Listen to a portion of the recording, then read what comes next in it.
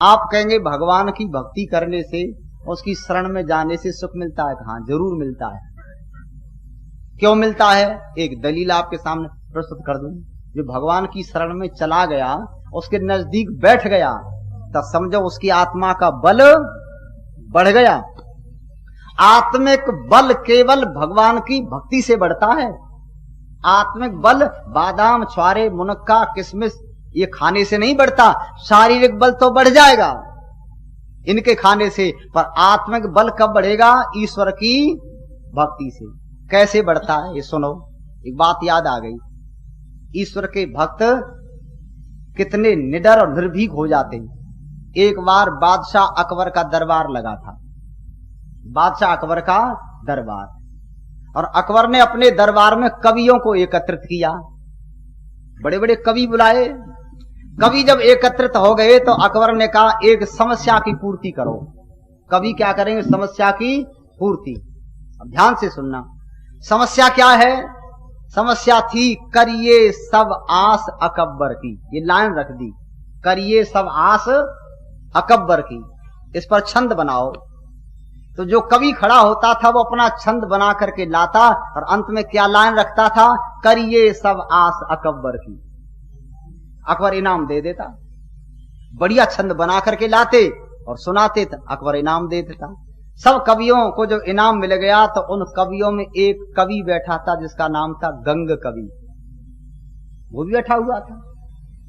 अब गंग कवि का नंबर आया तो कवि सोच रहे थे गंग कवि ऊंचा साहित्यिक छंद बना करके सुनाएगा, ये तो ऊंचा कवि है और इनाम सबसे ज्यादा इसी को मिलेगी। परंतु बहनों और भाइयों, जब गंग कवि खड़ा हुआ तो गंग कवि को कवियों पर गुस्सा आ रही थी, क्रोध आ रहा था, जो अकबर की प्रशंसा के पुल बांध रहे थे। तो गंग कवि खड़ा हुआ तो उसने एक लाइन सुनाई, और क्या सुनाता है? अब के गुनिया दुनिया को भजे सर बांधे के पोटो अटबर की, चापलूसी करें हाँ में हाँ, जिन लाज नहीं कोलो धब्बर की। कवि गंगा के एक आधार प्रभो, जो बातन माने जब्बर की।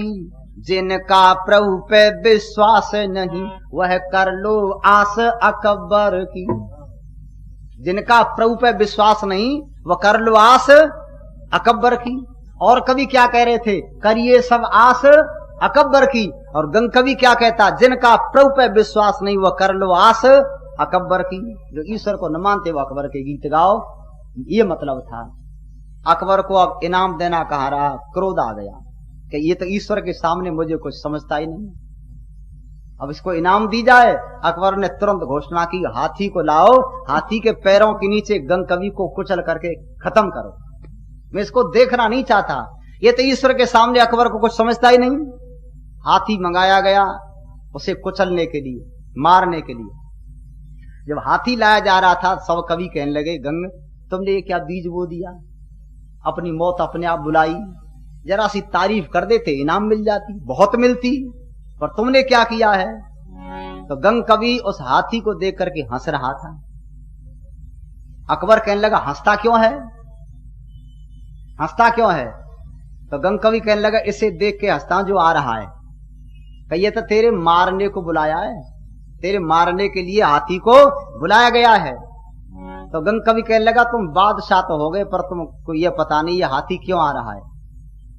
कहने लगा तेरे को मारने को बुलाया, ये तो हमने मंगाया गया है, हमने मंगाया है, मारने को आता है। तो गंग कवि कहने लगा ये तुमको पता नहीं हाथी आता क्यों है, क्यों आ रहा है। कहने लगा क्यों आता है तू बता। तो उसने एक छंद और बनाया, और क्या कहा? देवन को दरबार लगो, वहां पिंगल छंद बनाए की गायो, और काऊ पे अर्थ कियो न गयो, तब नारद ने ये प्रसंग चलायो। मृत्यु लोक में है एक गंग कवि, तब गंगा को नाम सभा में सुनायो, और चाहो भई परमेश्वर की, तब गंगा को लेने गणेश पठायो। ये तो लेने के लिए आ रहा है। ये क्या है? मृत्यु आ रही है, पर निर्भीक होकर के ईश्वर के गीत गा रहा है। कहते जिसके ईश्वर से जिसका प्रेम ईश्वर की शरण में चला जाए, उससे मेल हो जाए, उसकी आत्मा में बल बढ़ जाता है। वो बड़े बड़े लोगों से कभी डरता नहीं। ईश्वर की भक्ति आत्मा का बल बढ़ाती है। इसलिए बहनों और भाइयों, उस प्यारे प्रभु की भक्ति में समय लगाओ, उसकी शरण में जाओ। और कहेंगे भगवान की शरण में जाने से मिलता क्या है? आज का आदमी तो लाभ चाहता है ना, भगवान की भक्ति करने से मिलता क्या है? एक बात मुझे याद और आ गई, मेरे गुरुजी बताया करते। एक किसी आदमी ने गरीबी में किसी धनवान आदमी से 100 रुपया ले लिए। 100 रुपये जरूरत है, 100 रुपया दे दो। संका लो, ले जाओ। 100 रुपया लेकर के बहनों और भाइयों गरीब आदमी अपने घर आया, काम चलाता रहा। भगवान की कृपा, धीरे धीरे वो धनवान हो गया, और जिसने दिए थे वो गरीब हो गया। ऐसा हो जाता है, धन किसी के पास सदैव नहीं रहता। ये जो गरीब व्यक्ति था धनवान हो गया, और वो गरीब हो गया, तो वो व्यक्ति विचार करने लगा, मैंने एक आदमी को 100 रुपया दिए थे बहुत दिन पहले, अब मुझे जरूरत है, चलो उससे लेने के लिए चलूं। उसके पास आया, कहा भाई साहब तुमको 100 रुपया दिए थे, इतनी तो उसकी ब्याज हुई, इतने रुपए, कि मेरे पैसे वापस करो। अच्छा, ये किसी समय गरीब था, आज गरीब थोड़ा, अब तो धनवान हो गया। तो क्रोध में आकर के कहने लगा, तेरे जैसे मेरे यहाँ सैकड़ों आदमी रोजाना भोजन करते हैं, मैं तेरे से कब लेके आया 100 रुपया? तैने मेरे को कब दिए? और उसको फटकार दिया बेचारे को। वो चला गया वापस, सोचने लगा जरूरत थी तब ले गया, आज धनवान हो गया। आंख दिखाता है, जब जब पैसे मांगने आता था तब ये देता नहीं था, उसको फटकार देता।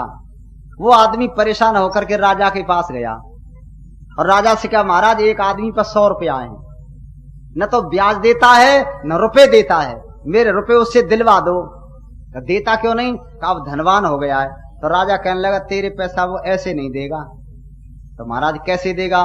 कल तू मेरे पास आ जाना। आ जाऊंगा महाराज। वो दूसरे दिन राजा के पास चला गया, और राजा की शोभा यात्रा निकलनी थी। हाथी पर राजा बैठे और शोभा यात्रा निकलनी थी। तो राजा ने उस व्यक्ति से कहा, आओ हाथी पर मेरे पीछे बैठ जाओ। उसने अपने पीछे, राजा ने पीछे बिठा लिया। शोभा यात्रा निकल रही है, बाजे बज रहे। तो राजा ने उसके कान में कहा, जिस आदमी पे तेरे 100 रुपये है ना, जरा उसको देखते रहना, रास्ते में कहीं न कहीं मिलेगा जरूर, पर बोलना मत, बैठा रहना। महाराज बैठा रहूंगा। वो हाथी पर राजा के पीछे बैठा रहा। शोभा यात्रा निकली, तो रास्ते में वो आदमी खड़ा था जिस पे 100 रुपया थे, जो आज धनवान हो गया था। उसने देखा ये व्यक्ति मेरे से पैसे मांगने आता, इससे मैं 100 रुपये लाया था, और जब जब आता तब मैं फटकार देता। इसके 100 रुपये बहुत दिन के हैं, दिए नहीं। ये तो राजा के पीछे हाथी पर बैठा है, राजा का मित्र है। इसने राजा से शिकायत कर दी, कोल्हूम पिलवा देगा। मैं तो इसको फटकारता रहा, मुझे तो पता भी नहीं था राजा से इसकी दोस्ती है। बस जुलूस निकला, और जब वहां समाप्त हुआ तो राजा ने उससे कहा, वो आदमी दिखाई दिया तेरे को कहीं? तुम्हारा रास्ते में खड़ा था, मुझे खूब देख रहा था। का पैसे मांगना मत उससे, तू अपने घर चला जा, जा तेरे पैसे मिल जाएंगे। वो वहां से उतर करके आया, और अपने घर पे आया ही था, इतनी देर में देखा था वो आदमी 100 रुपया और उसकी ब्याज लेकर के बैठा दरवाजे पर। और क्या कहने लगा, भाई साहब तुम्हारे बहुत दिन हो गए, 100 रुपये लाया था, कितनी ब्याज हुई? ये अपने रुपए लो और ब्याज लो। तो वो क्या कहने लगा, मैं जब जब जाता था तब तुम फटकार देते, आज क्या हो गया जो तुम ब्याज और रुपए लेकर के दरवाजे पर अपने आप आ गए? तो क्या कहने लगा, मुझे पता नहीं था तेरी दोस्ती राजा से है। मुझे क्या पता था कि तेरी दोस्ती राजा से, कहीं शिकायत कर देगा। शिकायत तो नहीं की, करने को अभी नहीं की, करूंगा। मत करना, ये ले अपने रुपए। 100 रुपया दे गया, ब्याज भी दे गया। कहने का मतलब, राजा के पास बैठ गया तो आदमी की ताकत बढ़ गई। ऐसे ही कोई साधारण व्यक्ति आपके जिले के एमएलए महोदय के पास बैठ जाए तो लोग क्या कहेंगे, एमएलए से इसकी जान पहचान है, लड़ना मत, इसका कोई कुछ नहीं बिगाड़ेगा। और किसी की दोस्ती एमपी से हो जाए फिर तो ताकत और बढ़ गई, और मुख्यमंत्री से हो जाए तब अब तो भगवान ही जाने। और किसी की दोस्ती प्रधानमंत्री से हो जाए फिर तो ठिकाना क्या है, फिर आदमी को आदमी ना समझे। यहाँ के राजाओं से, मंत्रियों से जिसकी मित्रता हो जाए उसकी ताकत बढ़ जाती है, और जिसकी मित्रता राजाओं के राजा उस प्यारे प्रभु से हो जाती है, कितनी ताकत बढ़ती होगी। तो महर्षि दयानंद जी महाराज कहते हैं ईश्वर की भक्ति से आत्मा में बल बढ़ता है। ऐ लोगो, उस भगवान को भूलो मत। हो सकता और चीज आपको न मिले, पर आत्मा का बल तो जरूर मिलेगा। इसलिए कहते हैं भगवान क्या कर रहा है, वो कहते हैं जलवायु भगवान दे रहा है। हम जल को पीते हैं, पानी की कमी है, वर्षा हो जाए सबके खेतों को भर देगा और एक पैसा लगेगा नहीं, परंतु ये मनुष्य थोड़ी देर तो याद करेगा, फिर भगवान का नाम ना ले। और लोगों ने क्या किया, लोगों ने कहा भगवान है ही क्या, हम तो धरती में ट्यूबवेल लगाएंगे, चाहे 350 फुट पे, 400 फुट पे, 600 फुट पे, कहीं तो मिलेगा, पानी निकाल लेंगे, भगवान की क्या जरूरत है, जरा निकाल के देखो। अब सब जो है परेशान। मेरे कहने का मतलब बहनों और भाइयों, भगवान बहुत बड़ा दयालु है, उसकी सरकार में रिश्वत नहीं चलती है, वो सबको समय समय पर दे रहा है। मनुष्य ले रहा है, भगवान का नाम नहीं लेता। एक आखिरी लाइन सुन लो, स्वामी जी महाराज आ गए, उनका प्रवचन सुनेंगे।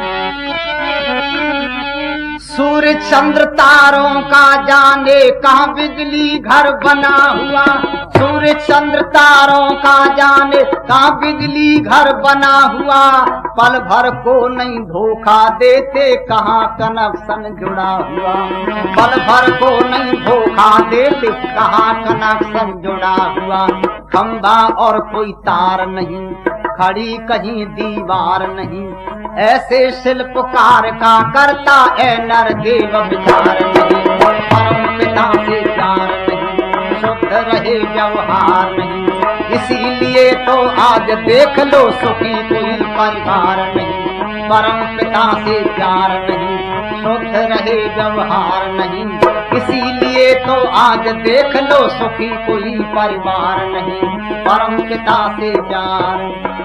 आखिरी लाइन, सूर्य चंद्र तारों का जाने कहाँ बिजली घर बना हुआ।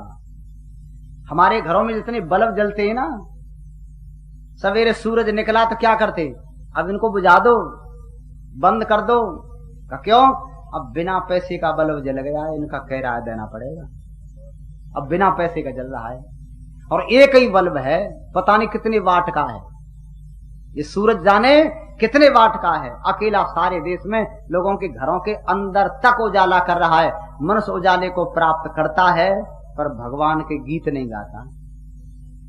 अच्छा अचंबा है, ये बिजली भगवान की धोखा देती नहीं, ये सब बल्ब धोखा दे जाते ना, दिन में दे जाए, रात्रि में दे जाए, पर ये कभी आज तक जब से बने हैं तब से आज तक एक पल का अंतर नहीं आया, धोखा नहीं देते। ये धोखा दे जाए, बिना पैसे का बल्ब सब काम में लें, पर गीत नहीं गावे, किसके गीत गावेंगे। अटल बिहारी वाजपेयी जी ये कह दें 1 महीने तक बिजली फ्री, सब चाहे आप ट्यूबवेल चलाओ, पंखा चलाओ, कूलर, हीटर, जो भी है, 1 महीना तक कोई पैसा नहीं लिया जाएगा, सारे देश के लोगों के लिए बिजली फ्री। तो क्या कहेंगे, हे भगवान, ऐसा प्रधानमंत्री तो नेहरू से अब तक कोई नहीं आया है जो 1 महीना बिजली फ्री, चाहे कुछ भी हो जाए इसी को बनाएंगे। इसके गीत गा सकते हैं जो 1 महीना बिजली फ्री दे दे, पर भगवान के गीत, इससे बड़ा अभागा कौन होगा। कहते हैं लोगों, उस भगवान को याद करो, उसको भूल जाना सारे दुखों का कारण है, उसको भूल जाना ही। सब लोग दुखी हो गए, हर परिवार दुखी है, हर जो है हर इंसान दुखी है, देश दुखी, सारे संसार के लोग दुखी हैं, भगवान को भूल गए। भगवान याद आता तो है पर कभी कभी आता है, सुख में तो आदमी भूल जाता है। कब याद करे, जब सर पे मुसीबत आती है।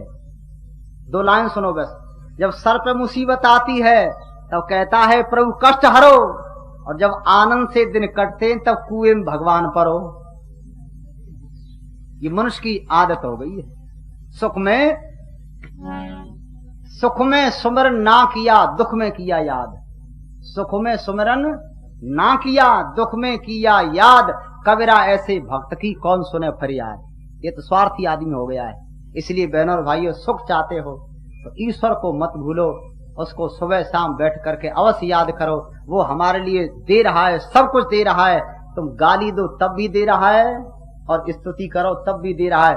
वो तुमसे दूर नहीं, पर हम भी उससे दूर होते चले जा रहे हैं। दूर होने का मतलब क्या है? हम अज्ञान में कहते हैं अज्ञानियों के से तो दूर है और ज्ञानियों के पास। उसको समझो। ये थोड़ा सा कार्यक्रम रखा, बड़ी शांति से सुना है, फिर आपकी सेवा की जाएगी। ओम शम।